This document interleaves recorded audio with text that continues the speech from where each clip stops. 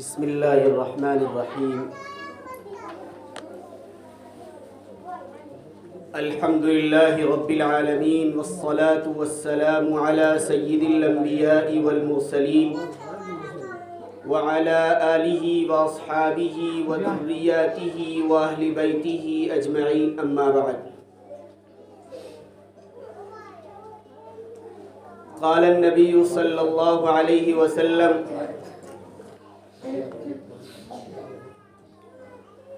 خيركم من تعلم القرآن وعلمه.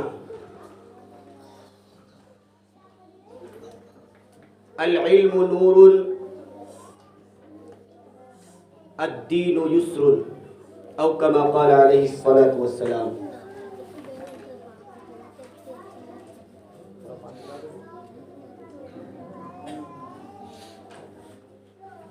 محترم سامعین کرام،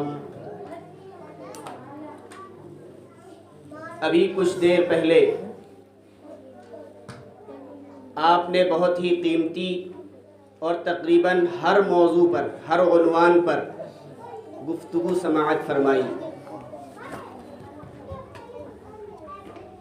میں سمجھتا ہوں کہ اس کے بعد کچھ بولنا اور کچھ کہنا ناکافی ہی ہے، کیونکہ اس سے پہلے سب کچھ بیان ہی کر دیا گیا. لیکن حکم ہے، آپ حضرات کے سامنے حاضر ہوں. دعا کیجئے رب کریم زبان سے کچھ ایسے کلمات نکلوائے جو خود میری ذات کے لیے بھی مفید ہو اور ہماری تعلیم کے لیے، ہمارے خاندان کے لیے، ہمارے بچوں کے لیے، تمام کے لیے بھی مفید ہو. نبی کریم صلی اللہ علیہ وسلم کا جو ارشاد میں نے نقل فرمایا، خیرکم من تعلم القرآن وعلمہ، کہ تم میں سب سے بہتر شخص وہ ہے جو قرآن کریم کو سیکھے اور سکھائے. نبی کریم صلی اللہ علیہ وسلم نے پڑھنے اور پڑھانے کو نہیں کہا، سیکھنے اور سکھانے کو کہا. پتہ یہ چلا کہ قرآن کریم ہمیں سیکھنا ہے. صحابہ کرام رضی اللہ تعالیٰ عنہ مجمعین سے ہم جب معلوم کرتے تو آپ صلی اللہ علیہ وسلم کے صحابہ کہتے ہیں میں نے قرآن کریم کو سیکھا ہے. لیکن آج ہمارا حال یہ ہے کہ ہم صرف قرآن کریم کو پڑھتے ہیں. میں اپنی بات بتاتا ہوں، ایک عالم، ایک حافظ اور ایک عام آدمی قرآن کریم کی جب تلاوت کرتے ہیں دونوں میں کوئی فرق نہیں رہتا. آپ نے قرآن کریم کے گرامر پڑھے ہیں، آپ نے قرآن کریم کے الفاظ کو سیکھا ہے، آپ نے قرآن کریم کے ترجمے کو پڑھا ہے، اس کے ایک ایک مفہوم کو سمجھا ہے، اور پھر آپ قرآن کریم کی تلاوت کر رہے ہیں اور عام آدمی کے برابر ہے. پتہ یہ چلا کہ ہم صرف قرآن پڑھ رہے ہیں، سیکھ نہیں رہے، نہ ہم سکھا رہے. قرآن کریم کے ہر لفظ میں ہمیں غور کرنا چاہیے کہ قرآن کریم ہمیں اس میں کیا کہنا چاہیے. مدرسے کے اندر پروگرام ہے، مدرسہ جہاں ایک بہترین تعلیم گاہ ہے، وہیں ہمارے اکابر کا لگایا ہوا ایک بہترین تربیت کا درخت ہے کہ جہاں مدرسے کے اندر قرآن کریم پڑھنا سکھایا جاتا ہے، جہاں قرآن کریم کے ہمیں الفاظ اور معانی کی طرف توجہ دلائی جاتی ہے، جہاں ہمیں قرآن کریم کے گرامر سکھائے جاتے ہیں، جہاں ہمیں قرآن کریم کے حروف کی ادائیگی نکالنی سکھائی جاتی ہے، وہیں ہمیں قرآن کریم کے مطابق عمل کرنا بھی سکھایا جاتا ہے. ہمارے علماء کرام کا، ہمارے اسلاف کا بارہا یہ اصرار رہا کہ قرآن کریم کے سکھانے کی جو درسگاہیں ہیں، جو مدارس ہیں، وہ صرف تعلیم گاہ نہیں بلکہ تربیت گاہ بھی ہے. دونوں چیزیں ہونی چاہیے کہ استاذ کس طریقے سے چھوٹے سے چھوٹے بچے کو، اس بچے کو کیا کہیں گے؟ اس بچے کو مٹی کا ڈیلا ہی کہیے، اس بچے کو ایک پتھر کا ٹکڑا ہی کہیے، لیکن یہ ایک استاذ کا کمال ہوتا ہے کہ وہ استاذ اس کو تراش تراش کر بہترین گلدستہ بنا کر پیش کرتا ہے. کتنی محنت ہوتی ہے. اگر بچہ چھوٹا ہے، اس بچے کو ناک پوچھنا بھی نہیں آتی، اس بچے کو ٹھیک سے بولنا بھی نہیں آتا، اس بچے کو اپنے قدم بھی صحیح سے رکھنے نہیں آتے، اس بچے کو صحیح سے سلام کرنا بھی نہیں آتا، لیکن قربان جائیے ان اساتذہ کرام پر جنہوں نے اپنی زندگی کا بہترین وقت ان بچوں کی تربیت میں صرف کیا، ان بچوں کی تربیت میں لگا کر ان کو تراشنے میں، ان کو نکھارنے میں بہترین وقت لگایا کہ یہ ہماری نسل، یہ ہماری چھوٹی نسل آگے چل کر کے ایک بہترین نمونہ بن سکے۔ ہمارا ہر استاذ، ہمارے مدرسے کا ہر ٹیچر، ہمارے مدرسے کا ہر ذمہ دار یہ چاہتا ہے کہ ہمارے مدرسے سے نکلنے والا بچہ ہمارے مدرسے کے ساتھ ساتھ ہماری اور ہماری سوسائٹی کا نام روشن کرے۔ ہر شخص کی یہی تمنا بھی ہونی چاہیے اور ساتھ ہی ساتھ رضائے الہی رہنی چاہیے کہ جو کام ہم کر رہے ہیں اس میں اللہ رب العزت والجلال کی رضا، اللہ رب العزت والجلال اس سے خوش ہو جائیں۔ آج یقین مانیے تعلیم کا جو سلسلہ ہے، جو تعلیم کا فیصد ہے، وہ مسلمانوں میں بہت کم نظر آ رہا ہے، چاہے وہ کسی لائن سے ہو، مدارس کی لائن سے ہو یا یونیورسٹیوں کے لائن سے ہو، کالجوں کی لائن سے ہو۔ تعلیم کی طرف ہم توجہ کیوں نہیں دیتے؟ تعلیم کی طرف ہمیں توجہ دینی چاہیے۔ پچھلی بات میں بتلایا گیا کہ تعلیم ایک بہترین زیور ہے، ایسا زیور ہے جو کوئی آپ سے چھین نہیں سکتا۔ جتنا آپ اس کو خرچ کریں گے اتنا ہی اس کے اندر ترقی ہوتی ہے، اتنے ہی اس کے اندر تجربے بڑھتے ہیں، اتنی ہی اس کے اندر کمالات آتے ہیں۔ اللہ کے میں نے جو کلام پڑھا، العلم نور، علم روشنی ہے، علم جتنا زیادہ ہوگا روشنی ملتی ہے آگے تک سوچنے کے لیے، غور و فکر کرنے کے لیے، ذہن و دماغ چلانے کے لیے ہمیں راستہ نظر آتا ہے۔ اللہ رب العزت والجلال نے یہ قرآن کریم جو ہمیں دیا ہے، اگر ہم اس کے مطابق عمل کرنا شروع کر دیں تو قرآن کریم کی جو تعلیمات ہیں اس کے مطابق ہم عمل کرنا شروع کر دیں تو ہم اس کے پیغامات پر عمل کر کے ہم اپنی زندگی کو کہاں سے کہاں پہنچا سکتے ہیں۔ قرآن کریم کی آیت وَأَنْتُمُ الْأَعْلَوْنَ إِن كُنتُم مُؤْمِنِينَ کہ تم ہی سربلند رہو گے، تم ہی کامیاب رہو گے، خاص کر کے تم مومن ہو جاؤ۔ ہمیں قرآن کریم کو سیکھنا بھی ہے، قرآن کریم کے جو احکامات ہیں ان پر عمل بھی کرنا ہے، ان کی طرف ہمیں توجہ بھی دینی ہے کہ صرف ہم پڑھ لیں، صرف ہم پڑھنے کے ساتھ ساتھ اس پر عمل نہ کریں تو یقین مانیے یہ علم بیکار ہے۔ اس علم کا کیا فائدہ؟ ایسا علم ہماری پکڑ کر ذریعہ بن سکتا ہے۔ یہ چھوٹے چھوٹے بچے ہمارے سامنے موجود ہیں، ان کو کیا کہا جائے؟ ان کے اساتذہ کی تعلیم ہی ان کے لیے کافی ہے، لیکن اصلاً تو یہ ہے کہ ہم اپنے والدین کو، ہم اپنے ذمہ دار کو، ہم اپنے معاشرے اور سوسائٹی کے ذمہ داروں کو یہ باور کرانا چاہتے ہیں کہ کم سے کم ہمارے دل کے اندر یہ تمنا ہونی چاہیے کہ ہمارا بچہ کس طریقے سے تعلیم سے آراستہ ہو اور کس طریقے سے عمل سے پیراستہ ہو جائے۔ کیوں ہم اپنے گھر کو اپنا مدرسہ نہیں بنا لیتے؟ جب یہ بتلایا گیا کہ ماں کی گود بچے کے لیے سب سے پہلا مدرسہ ہے، ہماری ماں کی گود بچے کے لیے آج مدرسہ ہے بھی یا نہیں؟ ہم نے اس کی طرف غور و فکر کیوں نہیں؟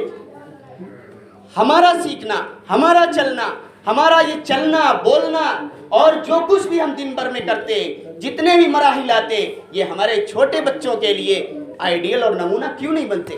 اس کے لیے ہمیں ضرورت ہے سب سے پہلے ہم سیکھیں کہ ہم گھر کے اندر جس طریقے سے داخل ہوں گے، بچہ تو اس کی میموری خالی ہے، اس کے اندر ریکارڈ کرنے کی صلاحیت موجود ہے، اس کے اندر کچھ نہیں ہوتا۔ مثال دیتا ہوں کہ اکبر بادشاہ نے ایک بہترین محل بنوایا تھا اور بنوانے کے بعد اس نے یہ کہا کہ ان 2-3 بچوں کو یہاں رکھا جائے اور اس محل کے اندر کوئی بھی بولے نہیں، کسی بھی زبان میں بات نہ کرے، یہ مجھے دیکھنا ہے کہ یہ بچے دیکھیں کس زبان میں بولتے ہیں۔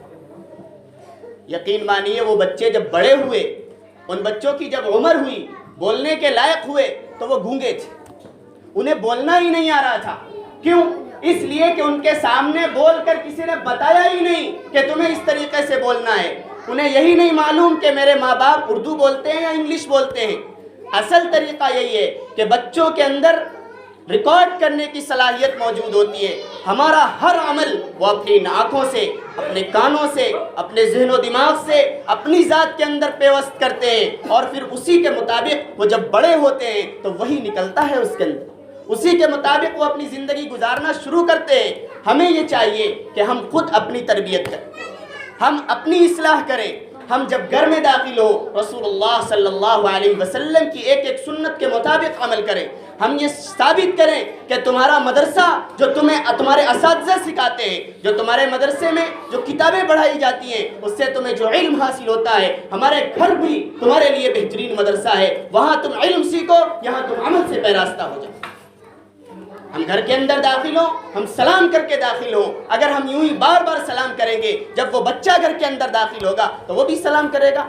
آپ چھوٹے سے بچے کو مسجد میں لے جا کر چھوڑ دیجئے، آپ دیکھیے کہ وہ بچہ کرتا کیا ہے۔ جب لوگ رکوع کرتے ہیں وہ بچہ بھی رکوع کرنے لگتا ہے، جب لوگ سجدہ کرتے ہیں وہ بچہ بھی سجدہ کرنے لگتا ہے، جب لوگ تکبیر تحریمہ کے لیے ہاتھ اٹھاتے ہیں وہ بچہ بھی ہاتھ اٹھانا شروع کر دیتا ہے، جب لوگ دعائیں مانگنے کے لیے اپنے ہاتھ اٹھاتے ہیں وہ بچہ بھی ہاتھ اٹھا دیتا ہے، دعا مانگنے لگتا ہے۔ کیا پتہ چلا؟ بچہ ہماری ہر نقل کرنے کے لیے تیار ہے، شرط یہ ہے کہ ہم اس کی صحیح تربیت کر دیں، ہم اس کو صحیح نقل کرانے والا بن جائیں، ہمارے ہر عمل ہمارے بچے کے لیے نمونہ بن جائے۔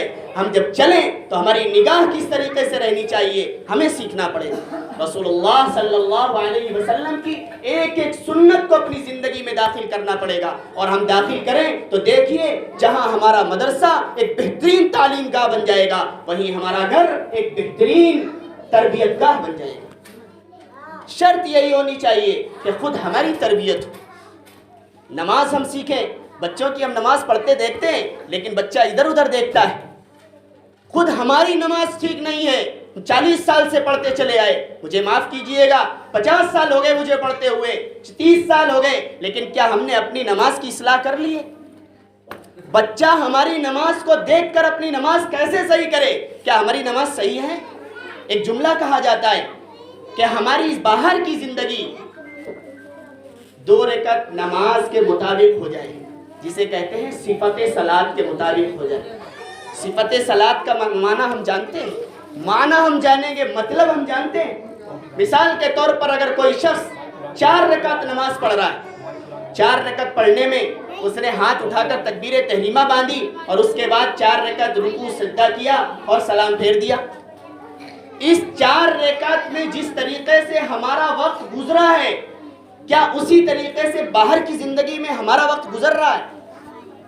ہمیں اس کی طرف توجہ دینے کی ضرورت ہے کہ ہم نے نیت تو باندھی، نماز کے اندر ہم فالتو بکواس نہیں کرتے۔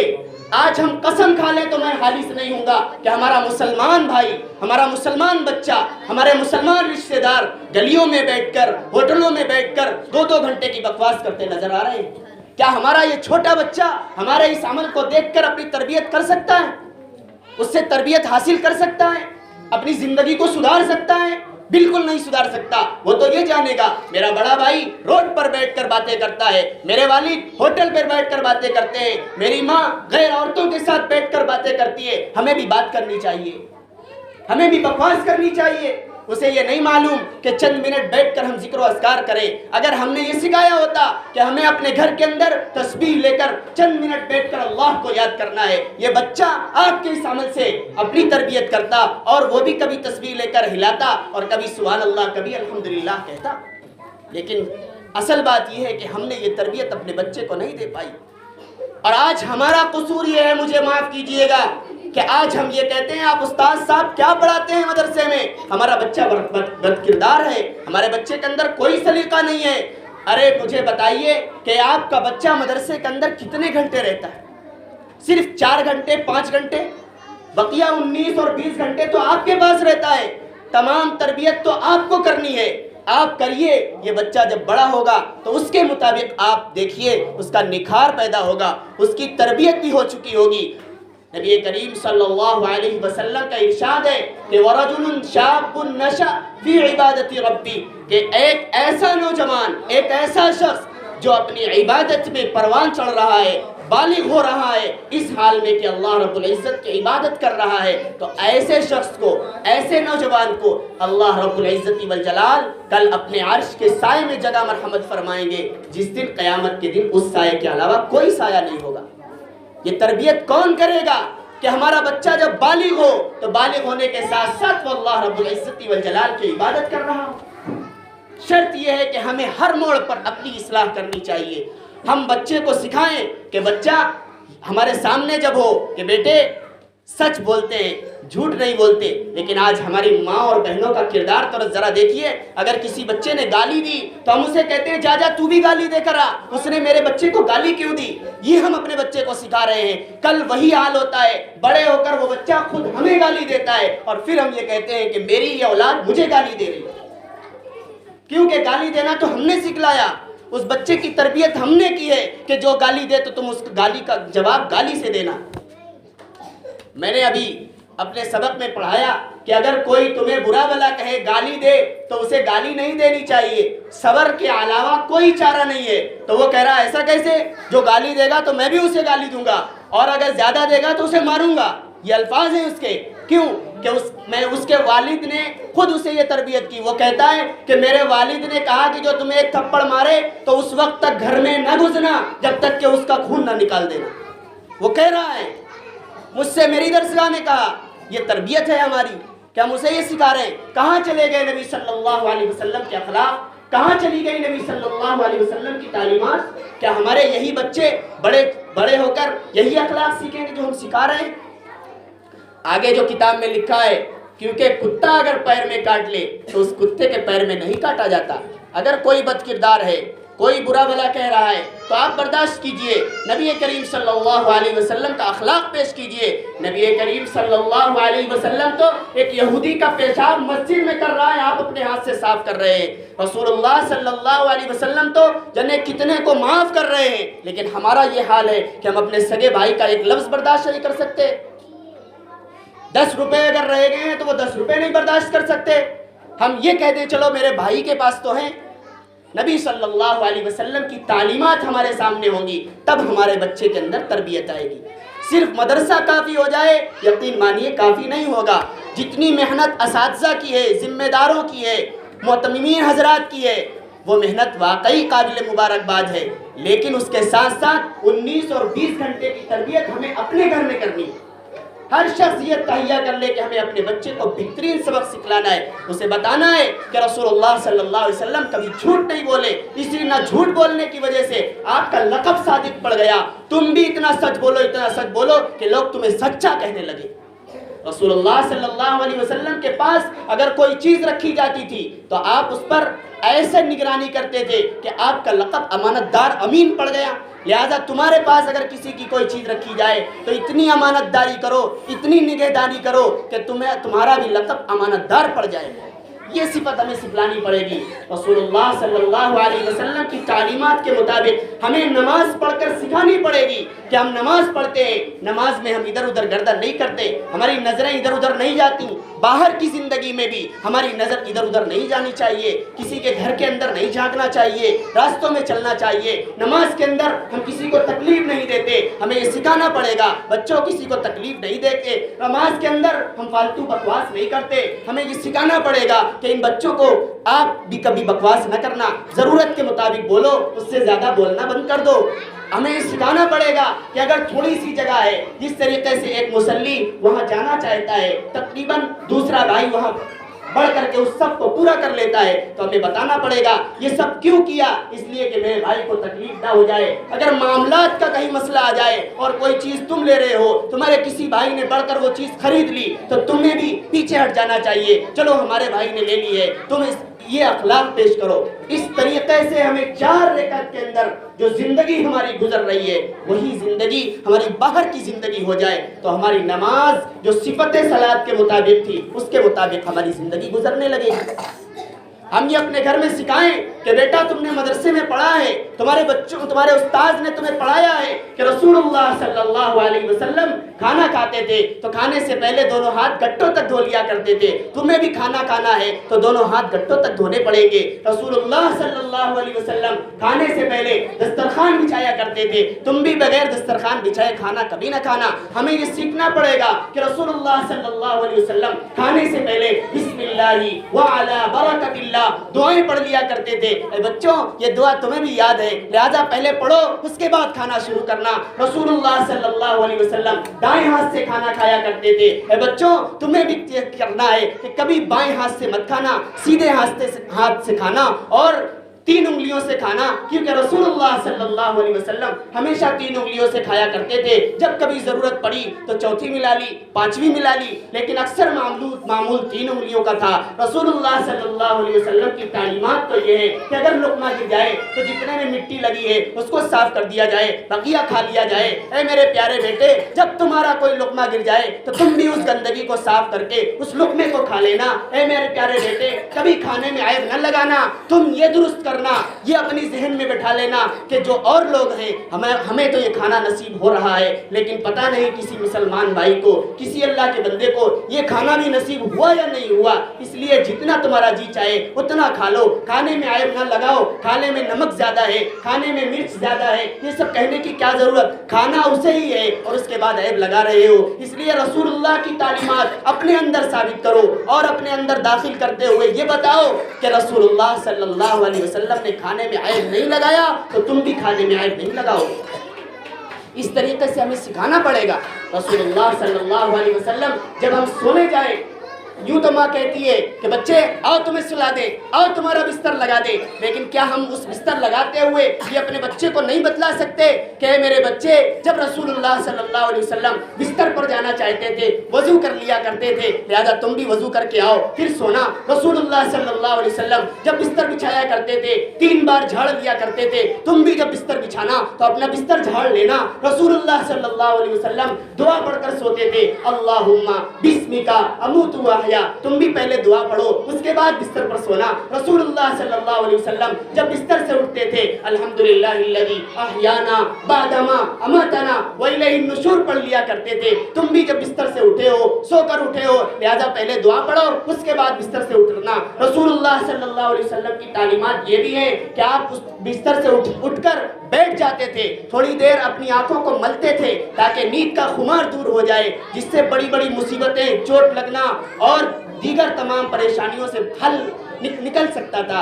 ہم یہ اپنے بچوں کو بتلا سکتے ہیں. میرے بچے پہلے اٹھنا تو اپنی آنکھوں پر 3 بار انگلی مل لینا تاکہ تمہارا نیند کا خمار دور ہو جائے. اس طریقے سے اگر ہم نے اپنے بچوں کی تربیت کی تو یقین مانیے ہمارا بچہ جس وقت بالغ ہو رہا ہوگا اس وقت اللہ رب العزت والجلال کے نبی صلی اللہ علیہ وسلم کی ایک ایک سنت پر عمل کرنے والا ہوگا، جس کا سونا دیکھ کر، جس کا کھانا دیکھ کر، جس کا چلنا دیکھ کر، جس کی گفتگو دیکھ کر، جس کی عبادت دیکھ کر لوگ کہیں گے واقعی سچا مسلمان ہے، واقعی رسول اللہ صلی اللہ علیہ وسلم کا سچا امتی ہے، واقعی رسول اللہ صلی اللہ علیہ وسلم کی ایک ایک سنت پر عمل کرنے والا ہے. اس طریقے سے اگر ہم بیت الخلاء روزانہ جاتے ہیں، ماں کہتی ہے آؤ تمہیں بیت الخلاء کرا دے، آؤ تمہیں پیشاب کرا دے، لیکن ہم اسی کو یہی سکھائیں جب اس کا پیجامہ اتارا جا رہا ہو تو ہم یہ سکھا دیں کہ رسول اللہ صلی اللہ علیہ وسلم بے تحاشا سب کے سامنے اپنا پیجامہ نہیں کھولتے تھے، سطر کو نہیں دکھاتے تھے، لہٰذا تمہیں بھی پردے کی آڑ میں جانا ہے،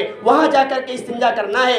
آج ہماری ماں اور بہنوں کے ذہن و دماغ سے یہ بات بالکل نکلتی چلی جا رہی ہے. جہاں بھی جگہ ملی وہیں بچے کو پیشاب کرا دیا. کیا وہ آڑ میں جا کر نہیں کرا سکتی اور اسی وقت یہ جملہ کہہ دیا جائے کہ رسول اللہ صلی اللہ علیہ وسلم اپنے سطر کی حفاظت کیا کرتے تھے، اپنے آڑ میں جا کر کے پیشاب اور استنجا کیا کرتے تھے، لہٰذا ہمیں بھی آڑ میں جا کر کے استنجا کرنا ہے، آڑ میں جا کر پیشاب کرنا ہے. اس طریقے سے ہم سنت سکھائیں گے، بچوں کا ذہن اسلامی بنائیں گے تو یقین مانیے ہمارا بچہ ایک دن چل کر کے واقعی رسول اللہ صلی اللہ علیہ وسلم کی ایک ایک سنت پر عمل کرنے والا ہو جائے گا.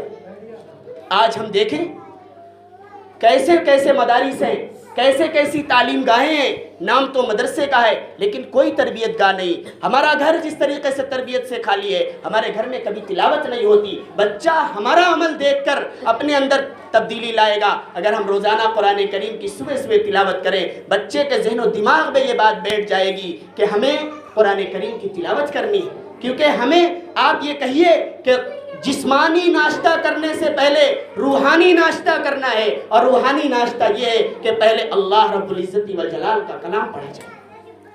جہاں ہم دنیاوی خبریں پڑھتے ہیں، دنیاوی خبروں کے پڑھنے سے پہلے ہمیں اللہ رب العزت والجلال کی خبریں پڑھنی ہے. اگر یہ خبریں ہم اپنے بچوں کو پڑھنا سکھلائیں گے تو یقین مانیے ایک وقت آئے گا بچہ آپ کا قرآن کریم کی تلاوت کرنے والا ہوگا. بچہ آپ کی زندگی سے سیکھ کر ہر عمل اپنی زندگی میں اتارنے والا ہوگا اور پھر اس حدیث کا مشتاق ہوگا